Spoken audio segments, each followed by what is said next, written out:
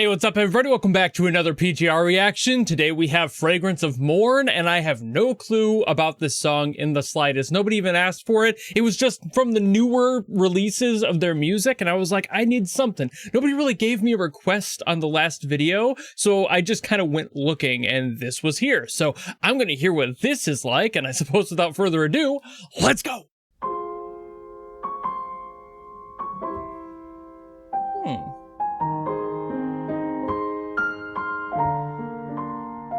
It sounds kind of familiar in a way.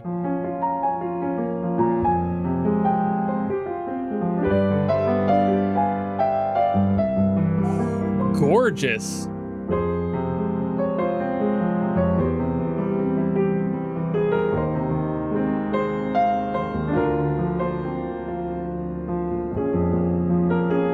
It's definitely like waltzy for sure.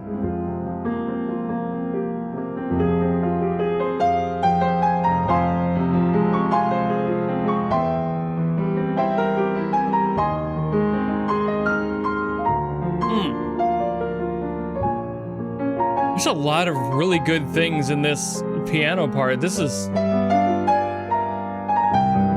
I mean, of course there would be right, but... Ooh. Ooh, dissonance in there?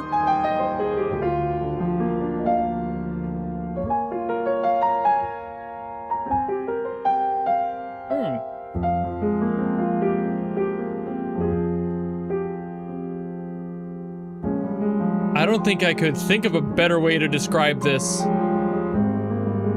than coming from of solitude and stillness. Or mourning, you know, like spot on with the naming.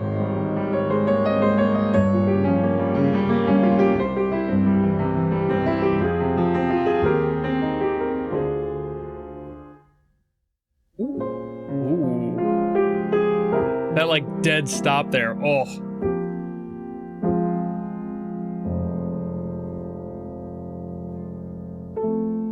Oh. Oh. I thought it was gonna be done on that.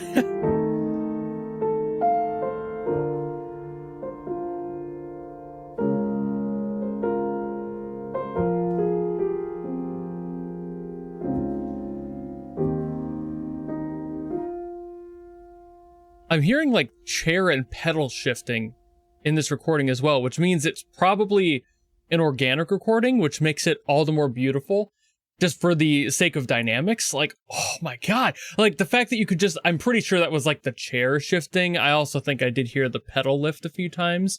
It's just, I love it when they leave those details in because it makes it feel that much more whole, you know? Like, just the little details in the humanity of songs like this. You need it for stuff like this in order to get all of that emotion out there. Oh my God, it's so pretty, dude. All right, so this song gives us quite a bit of reason as to why this song sounds this way, why it's so sad and mournful, if I'm being completely blatant about it. So this chord progression is just phenomenal. It's so smooth, and it does something somewhere in between that makes this shift happen a little bit more obviously than you'd probably expect. So we start out with this F minor here, and we do bounce on this.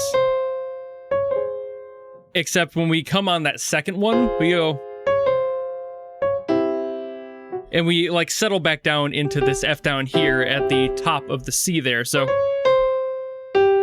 that's kind of the overarching melody that's like laying on top of it. It all plays within these chords, of course, that's how music do. And then we go down to the A flat after that. So it's, as far as chords go... and then we go up to a B flat from there, then to a B minor, and then we go down to the lower F minor, build our way back up with the G, and we just kind of, we settle back up in the C. So like, this is our general chord progression. There is a little bit of variety in there, and we do build on that later in the song. But what I love is how this like A flat into the B flat, and then it shifts into that B flat minor. It's such a subtle difference of the chords here. Just that one middle note moves everything back to where we started. We had this in the F minor here.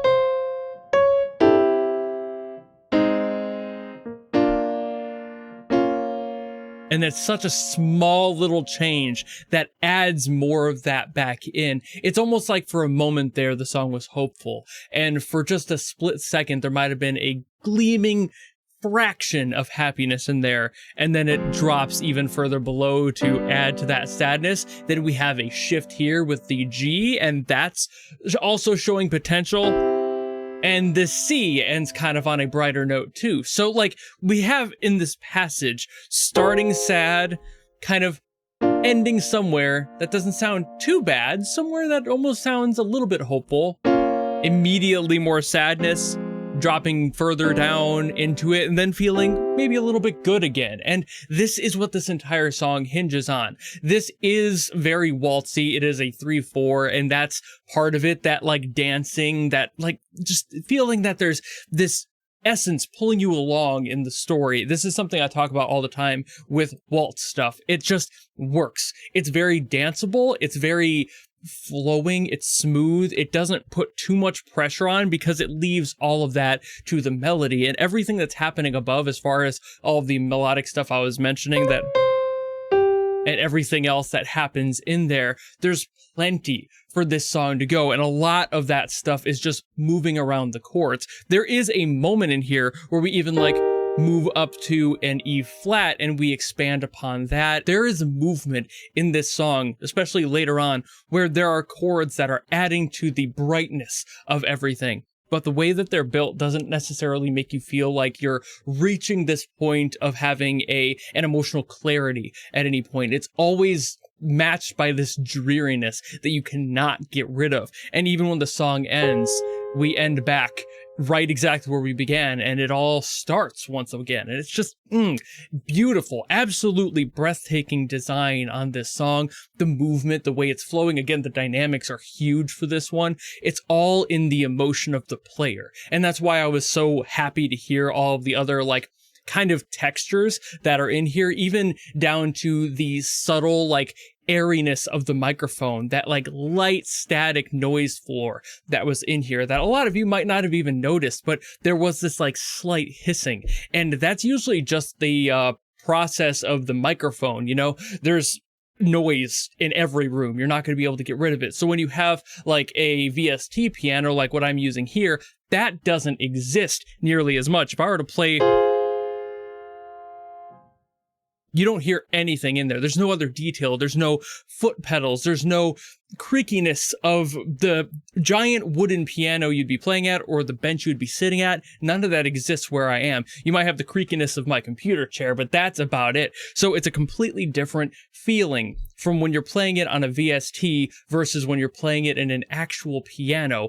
And that adds so much. The ability to have all of this weight and dynamics and the essence of the player coming out of this and having them have full control over what the song means at any given point. There's movement, but again, the way that they were connected and the way that the people played them in this song is just so light. It doesn't let you feel like there's too much happiness there. It's just enough that you're like, oh, there's a hopeful little cherry on top, maybe. But it's not like you've been promised the chocolate sundae or anything. You're not sure if you're going to get that good essence out of this song.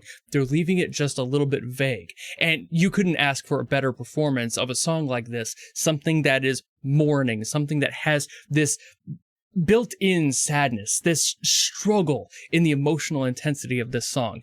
And that is something that doesn't happen enough, I think, in music, and PGR has done a few times that I really love. When they nail their songs, they nail it. Sometimes there's ones where I'm like, I don't know how I'm feeling about it. I don't know if it really fits for me, but this is one of those ones where I'm like, damn, they really got somebody who felt this song, who understood the movements of this piece and really gave it more character than it would have had if you were to just program it. Even if you were to have somebody who programs really well, because you can automate some of that naturalistic sort of feel. You can do that, but it's never quite there.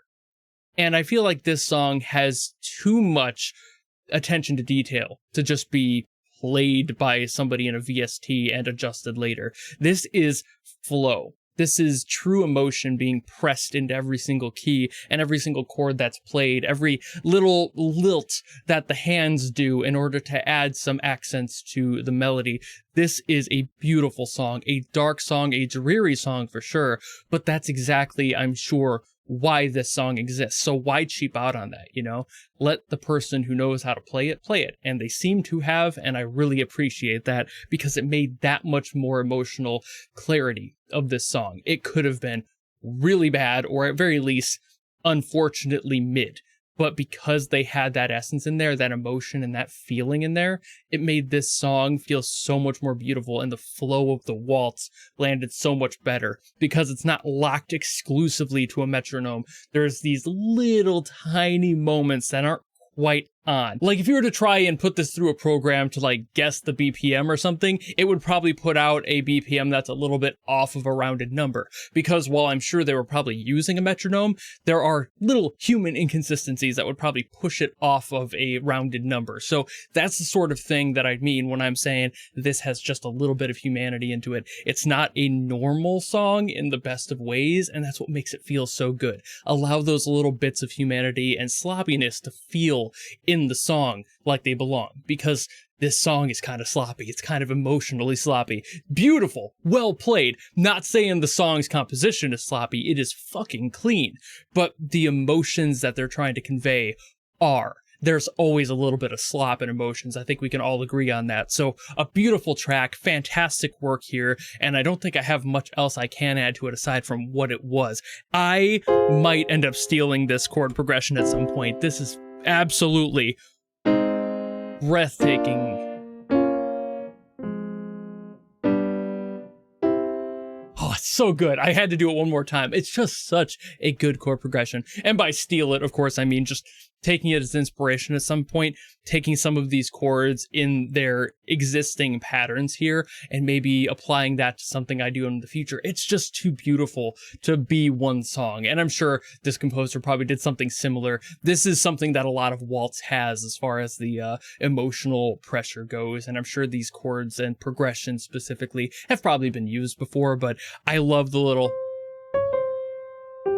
It's very light and it feels more fragile in that moment. There's just so much here. But I'm done yapping about it now. I will be here forever if I don't stop. So thank you all so very much for watching. If you enjoyed this video and you want me to get to something else from PGR, by all means, drop in the comments below. Please actually do so, because like I said at the beginning, I didn't have any last time, so I had to go find something. I want to hear what you guys want me to hear. So let me know if there's something specific I haven't gotten to yet. If there's not, then I guess I'll just kind of keep going with these newer songs and see what else they have from this album, but I'm not entirely sure, so let me know. But if you don't want to do any of that, which please do, but if you don't, but you maybe still want to follow me and support me for more stuff coming in the future, you know how to do all that, and I'll see all of you in the next video.